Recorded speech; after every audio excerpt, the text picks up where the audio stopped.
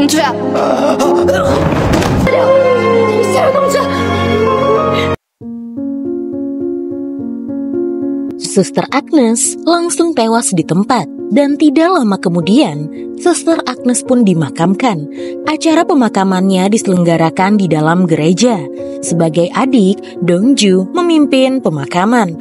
Tuan Yom datang ke gereja dan memberikan penghormatan terakhir. Ia berkata kepada Dongju tidak akan membiarkan hal ini terjadi. Supir truk yang sudah membuat Suster Agnes menjadi seperti ini harus segera ditangkap dan diadili. Dongju tahu siapa supir truk tersebut. Dia adalah orang yang sama yang pernah mau membunuhnya alias anak buah Tuan Yom.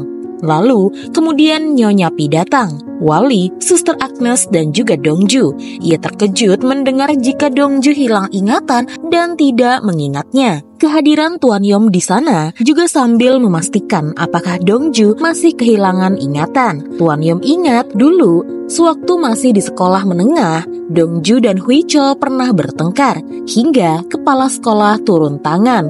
Hui Cho yang iri dengan Dongju menggunakan kekuasaan paman dan ayahnya untuk menyingkirkan Dongju pada turnamen rugby. Dongju tidak terima dengan perlakuan ini. Bahkan ia tahu ayah Hui Cho menyuap agar dirinya dikeluarkan dari rugby. Ia akan membalas perlakuan keluarga Yom suatu hari nanti. Dan 8 tahun kemudian, grup Desan membuat kehebohan dengan membongkar catatan keuangan milik Desan Energi, di mana Tuan Yom berpartisipasi. Awalnya ia tidak kenal dengan Dongju, sampai kemudian Dongju memposting foto kelulusannya dan berkata, langkah keberanian pertama bagai babi hutan yang menyerbu. Dari sana Tuan Yom mulai berhati-hati dengan Dongju yang pernah berkata akan balas dendam kepada keluarganya.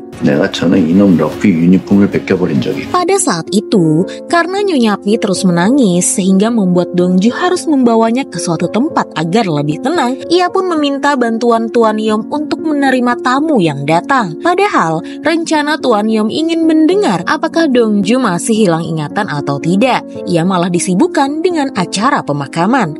Tiba-tiba, Tuan Yom melihat Suster Agnes duduk di kursi gereja sambil menatapnya tajam. Tuan Yom agak terkejut, namun ia tahu ini semua hanyalah hayalannya. Pada saat itu, Dongju membawa Nyonya Pi ke dalam suatu ruangan yang tidak boleh dimasuki oleh siapapun. Tidak lama kemudian, Nyonya Pi keluar dan menyuruh Dongju untuk tidur dan beristirahat. Ia akan membangunkannya saat misa pemakaman dimulai. Sebenarnya, pada saat itu Dongju pergi ke rumah sakit, tempat di mana supir truk yang menabrak kakaknya dirawat agar ia tidak dipenjara. Pria ini bernama Jo Yang Chun. Dialah yang dulu menyerang Dongjun, menyiksanya dan kini menabrak kakaknya hingga tewas. Dongju lalu menculiknya, memukulinya hingga ia pingsan. Dongju dibantu rekannya Wonbae. Hal ini sudah sampai ke telinga Tuan Yom dan Gu Ho jika anak buahnya yang menabrak Suster Agnes menghilang dari rumah sakit. Gu Ho lalu mengecek CCTV dan yakin jika pria berhelm itu adalah Dongju. Tapi tiba-tiba Dongju sudah berada di dalam gereja.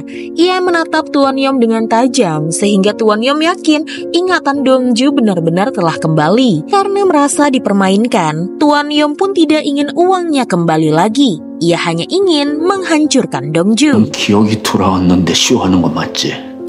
Setelah misa pemakaman selesai, Tuan Yom diminta untuk menemui tetua, tapi yang ada di sana hanya ada Nam Sangchol. Ternyata dia juga suruhan dari tetua yang menyampaikan pesan tentang dana yang tiba-tiba berhenti mengalir. Tuan Yom harus segera menyelesaikan perihal dana tersebut. Tuan Yom kemudian menghubungi Ildo untuk segera menemuinya. Ia meminta Desan Energi untuk segera dijual demi menutupi uang triliun yang menghilang. Karena sepertinya ingatan Dongju tidak juga kembali, mereka harus melakukan apapun. Dan ini adalah kesempatan mereka untuk merebut Desan Group saat kesehatan Ketua Cha menurun. Sebelum Desan Group benar-benar jatuh ke tangan yang salah. Pada hari itu, Dongju pergi ke rumah Ketua Cha. Ia masuk ke dalam ruangan Ketua Cha dan menaruh botol minuman di berangkas Ketua Cha seperti yang biasa ia lakukan. Ketua Cha yang melihat hal tersebut langsung sadar ingatan Dongju telah kembali. Ildo yang melihat hal tersebut agak terkejut sekaligus takut. Tapi di sana, Dongju berucap tidak semua ingatannya kembali, hanya kegiatan yang sering ia lakukan saja. Pada saat itu, Sunwoo datang ke rumah Ketua Cha. Ia mengira ini adalah rumah Dongju karena pernah mengantar Dongju ke tempat ini.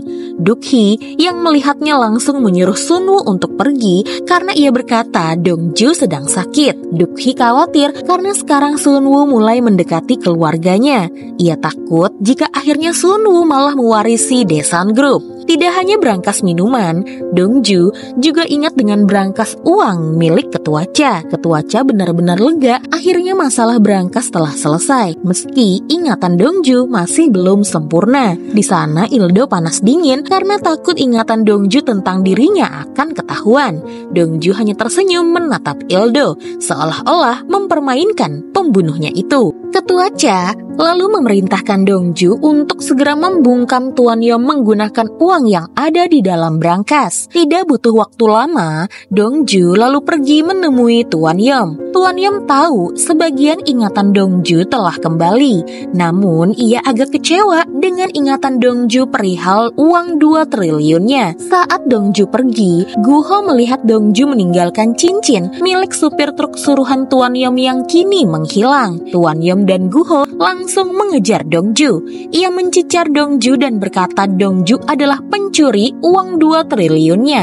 Di dalam otak Dongju tersimpan paspor rekening 2 triliunnya itu. Guho lalu memperlihatkan cincin milik supir truk yang sengaja Dongju tinggal, yang berartikan ingatan Dongju telah kembali. Dongju kemudian mengambil pistol yang ada di dalam saku Guho. Ia pun menodongkannya ke kepala Tuan Yom dan berkata jika pria tua ini sudah gila karena menuduhnya yang tidak-tidak. Ia tidak tahu dengan uang yang dimaksud oleh Tuan Yom. Setelah itu Dongju pun menodongkan pistol itu ke kepalanya sendiri. Ia sudah lelah karena mencoba mengembalikan ingatannya. Ia mendengar jika ia hidup di dunia ini sendirian, apalagi sekarang kakaknya telah tewas. Lalu tiba-tiba mereka berdua menuduhnya mengambil uang 2 triliun. Lebih baik ia menghilang saja dari dunia ini selama-lamanya dan membawa 2 triliun yang dituduhkan oleh Tuan Yom. Tuan Yom kemudian meminta maaf. Ia sudah salah menuduh Dongju. Bahkan ia mau berlutut agar Dongju membatalkan niatnya bunuh diri. Setelah itu, Dongju kemudian pulang ke rumahnya. Di sana ia menangis terseduh-seduh karena kini kakaknya telah tiada. Madu yang ada di hadapannya adalah pemberian terakhir dari kakaknya. Sekarang, Dongju benar-benar sendirian di dunia ini.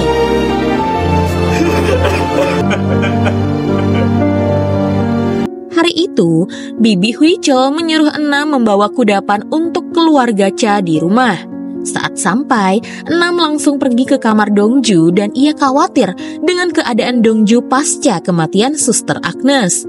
Dongju mendorong Enam saat Enam hendak mendekatinya. Dongju membuka bajunya lalu memperlihatkan luka tembak akibat Enam tidak datang saat ia menunggunya di kapal pesiarnya. Lalu kakaknya mati saat Enam mengajaknya bertemu. Memang semua itu bukan kesalahan Enam, tapi entah mengapa semua ini terjadi karena ada Enam. Jadi Dongju sudah muak dan tidak mau melihat Enam lagi. Terlebih Enamlah yang memilih untuk mengkhianatinya dan menikah dengan Huichol. Enam langsung memeluk Dongju. Ia tidak bisa melupakan Dongju begitu saja. Pada saat itu, Ketua Cha memanggil Dongju untuk memakan kudapan bersama. Kudapan yang disiapkan istri Tuan Yom itu mengandung kayu manis, di mana Tuan Yom memang sengaja agar mengetahui apakah Dongju memakannya atau tidak. Jika Dongju tidak memakannya, maka itu berarti ia pura-pura hilang ingatan. Dongju tersenyum dengan rencana licik Tuan Yom. Tapi ia tetap memakan kudapan itu sampai habis. Setelah memakan kudapan tersebut, Dongju pun pamit ke kamarnya.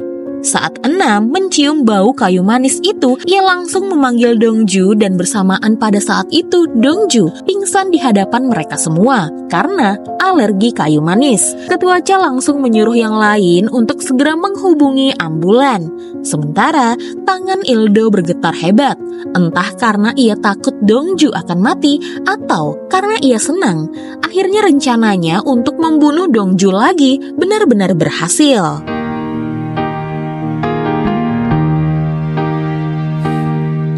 그립다 그립다 네가 너무너무 그립다 하루에 하나씩 너를 지워보지만 따스했던 너의 미소와 밤을 새워 나눈 이야기 못 잊어 눈물만